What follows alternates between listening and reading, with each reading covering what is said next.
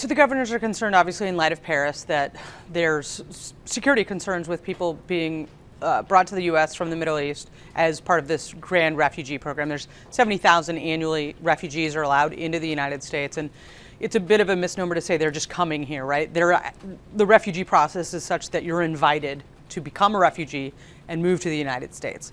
And then you start the process of resettlement with a variety of aid agencies, and they pick, the aid agencies in coordination with the government, pick where you're going to go. Certainly it's a political issue, if nothing else.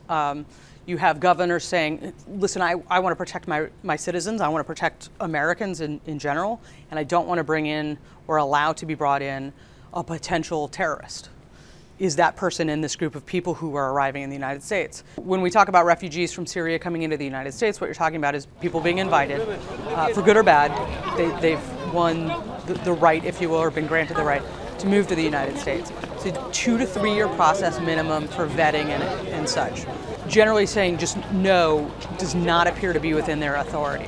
It's the State Department, it's these refugee agencies working with the State Department that selects locations based largely on economics. So are there job opportunities? Because these folks have to be finding work shortly after their arrival.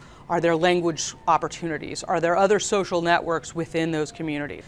Ultimately, though, as the Committee for Refugees and Immigrants told me today, you can't stop somebody from moving to your city or your state. Freedom of movement. If you're resettled in New York and you decide, I don't like New York, I think I'd like to move to Michigan. Move to Michigan.